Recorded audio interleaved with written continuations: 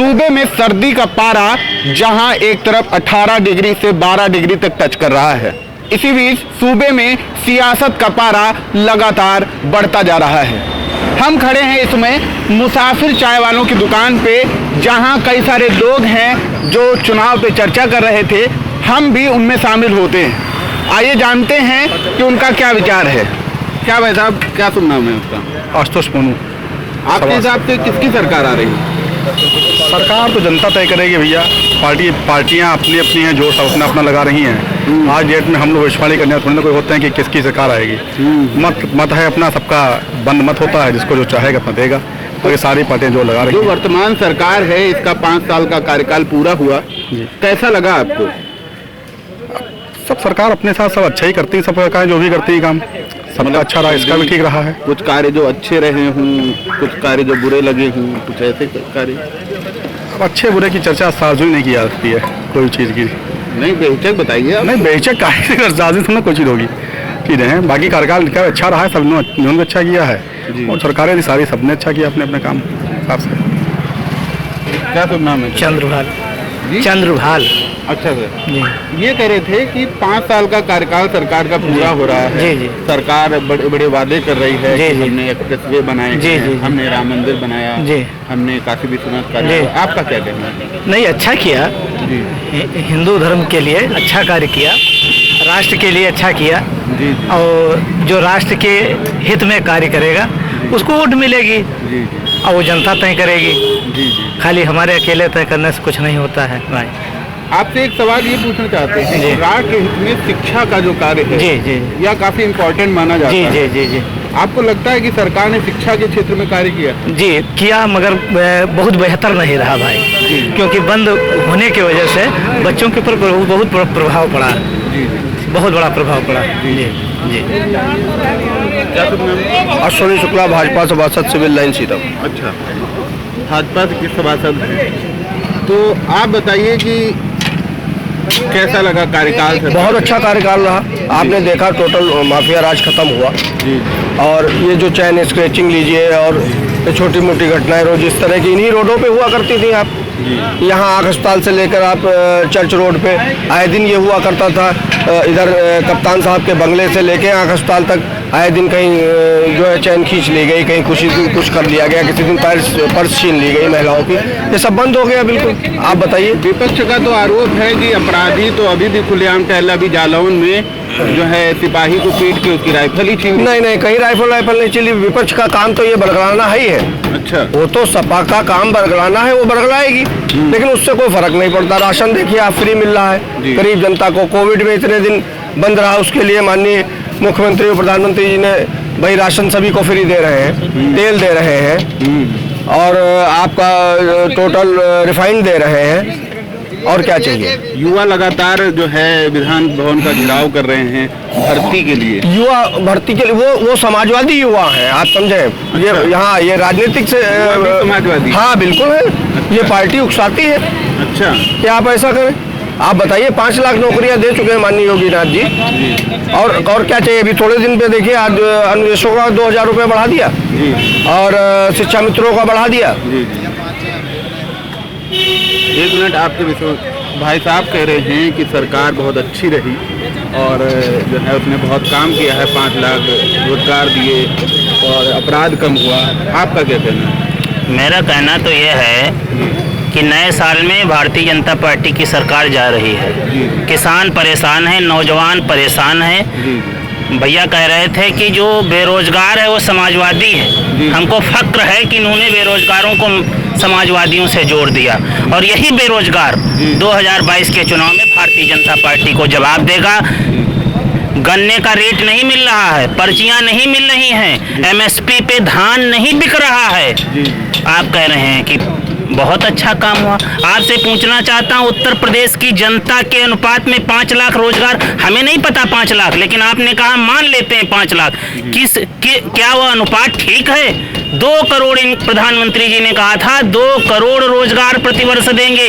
2 करोड़ के वनस्पति उत्तर प्रदेश का कौन सा आबादी में हिस्सा है? कितना 2 करोड़ का हिस्सा पड़ रहा है? क्या उसके मुताबिक उन्होंने रोजगार दिया? मैं पूछना चाहता हूं। एक मिनट, अभी आपसे आगे बात करेंगे। आप इनकी बातों का कुछ जवाब देंगे? हाँ बिल्कुल देंगे जवाब। आप बताइए, समाजवादी गवर्नमेंट पिछली रही, उन्होंने 2 करोड़ दे दिया चैन स्नेचिंग और माफिया राज। उसके बाद बता रहे हैं कि जो मकान ये माफियाओं के गिराए गए हैं वो दोबारा बनाए जाएंगे उसी तौर पे। जी। आप बताइए, ये इस तरह का माननीय अखिलेश जी इस तरह का वक्तव्य बताते हैं। ये आरोप लगा रहे हैं कि अखिलेश यादव जी ने कहा कि जो माफियाओं के घर गिराए गए हैं वो बनाए जाएंगे। आपका क्या कहना है? अजय मिश्रा टेनियन से पूछना चाहता हूँ, कौन है योगी महाराज जी जो उत्तर प्रदेश के मुख्यमंत्री, कौन हैं? कितने मुकदमे हैं? मैं आपके चैनल के माध्यम से ये सार्वजनिक कराना चाहता हूं कि महाराज जी सरकार में हैं, योगी आदित्यनाथ जी सरकार में हैं, समाजवादी पार्टी और भारतीय जनता पार्टी सबके जनप्रतिनिधियों के जो आपराधिक मामले हैं क्यों नहीं सार्वजनिक कर देते हो भाई? इनके यहाँ तो जो माफिया चला गया वो माननी बन गया। ये तो गंगा जल हैं, आ जाओ पवित्र। आप कुछ कहेंगे? बिल्कुल कहेंगे। जी जी आपके यहाँ तो माफिया ही माफिया रहे। जी। मुख्तार अंसारी लीजिए अभी साहब, और 1-2 माफियाओं की तो लिस्ट है आपके यहाँ। आप हमारे यहाँ बताइए, आप टेनी को बता रहे हैं। कहा टेनी ने क्या जबरदस्ती चढ़ा दिया? वो तो किसान आंदोलित थे, आ गए, लड़ गए, कोई टेनी की तो उसमें कोई वो दोष नहीं। नहीं, उनके बेटे का तो आरोप SIT ने ही तय किया है। बेटे का आरोप तय SIT ने किया है। अभी बिल्कुल वो नहीं हुआ कि SIT ने तय कर दिया कि एकदम बेटा ही था। ये राजनीतिक उससे प्रेरित किया जा रहा है। लेकिन विपक्ष लगातार यह भी मांग कर रहा है कि नैतिकता के बल पे ही टेनी जी को इस्तीफा दे। आप क्या कहेंगे?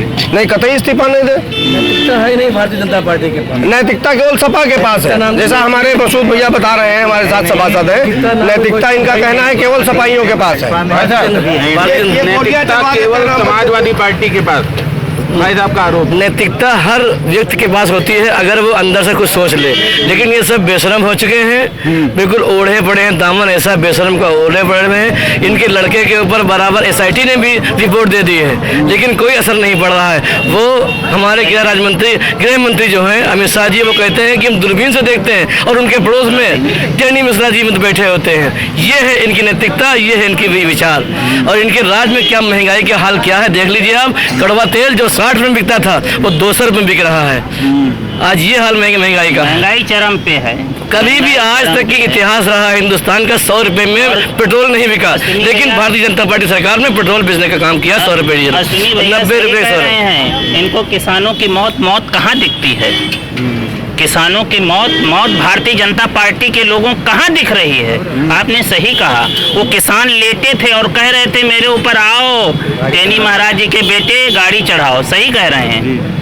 अब ये जब नजरिया अजय मिश्र, टेनी को लेकर यहाँ पर सपाइयों और भाजपाइयों में तीखी बहस चल रही है। हम जानेंगे कुछ अन्य लोगों के विचार। आप क्या कह रहे हैं?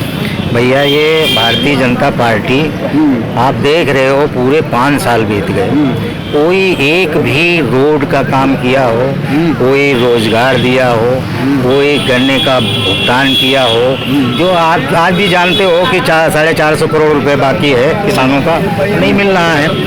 पीछे का गन्ना, अब नया गन्ना आ गया, नया गन्ने की पर्ची आने लगी, पीछे का बकाया बाकी है। आज आप देख लीजिए, मार्केट में चले जाइए, बाजार में चले जाइए, महंगाई चरम सीमा पर है। धान MSP पर नहीं बिक रहा है, दलाली चरम सीमा पर है। धान में तो इतनी दलाली आज चल रही है कि अगर जांच कर दी जाए तो BJP के नेता, बड़े बड़े नेता यहाँ जिला सीतापुर के जेल के अंदर, लेकिन जांच कौन करे? भाई साहब, यहाँ भय कोतवाल तो जेल का है। भाई साहब कह रहे हैं कि अगर धान खरीद की जांच हो जाए तो भाजपा के जिला स्तरीय बड़े बड़े नेता भी जांच के दायरे में आ जाएंगे। हम भाई साहब जो भाजपा का पक्ष रख रहे थे उनसे जानते हैं, आप क्या कहेंगे? जांच हुई तो 1000 करोड़ पाए गए भैया। 1000 कितने भाजपा ही है, वो भाजपा ही हो गए। अरे वाह, गवर्नमेंट अपने ही आदमी को पकड़ा देगी। आप बताइए कभी, अरे अब पकड़े गए वो भाजपा ही बताने लगे। अभी 1000 करोड़ कितना, 1900 करोड़ रुपया अभी पाया गया। अभी मशीनें गिन रही है लगातार। 23 किलो सोना या कितना चांदी मिला है, अभी वो भी तौली नहीं गई है, कुंटलों में है। अब वो भाजपा ही हो गए साहब, अभी तक सफाई थे। ये हाल देखिए साहब इनका। हम कुछ अन्य लोगों का रुख करेंगे, कुछ युवा खड़े हैं, उनसे भी जानेंगे कि जो है, बताइए भाई साहब, 5 साल की सरकार आपको भाजपा की कैसी लगी? कुछ अच्छा लगा, कुछ खराब भी लग रहा है। अच्छा, मतलब कुछ अच्छा लगा, कुछ खराब लगा? क्या अच्छा लगा, क्या खराब लगा? जिससे अभी हम लोग इंटर का एग्ज़ाम दे रहे थे कि ऐसे प्रमोट कर दिया, हम लोग सोचे कि अपने तरफ से पास होंगे तो अच्छा रहेगा। हाँ, तो थोड़ा लॉकडाउन की वजह से खराब लग रहा है। अच्छा, मतलब जो एग्जाम हुआ उन्हें जो है प्रमोट कर दिया गया जी। तो आपको प्रमोशन से दिक्कत थी कि हम लोगों को ऐसे प्रमोट क्यों किया गया? जी, दिक्कत थी जैसे कि हम पढ़ाई किए थे पूरा साल बर्बाद, एजुकेशन के लिए कंप्यूटर का सब अपना कोचिंग वोचिंग सब कर दिए, उसके बाद भी तो प्रमोट हो गया, इसमें मगर नंबर नहीं मिला मेरे को। इन भाई साहब का कहना है कि भाजपा सरकार ने जो हम लोगों को प्रमोट किया उसकी वजह से हम लोगों को तैयारी उसका हम लोग आकलन नहीं कर पाए।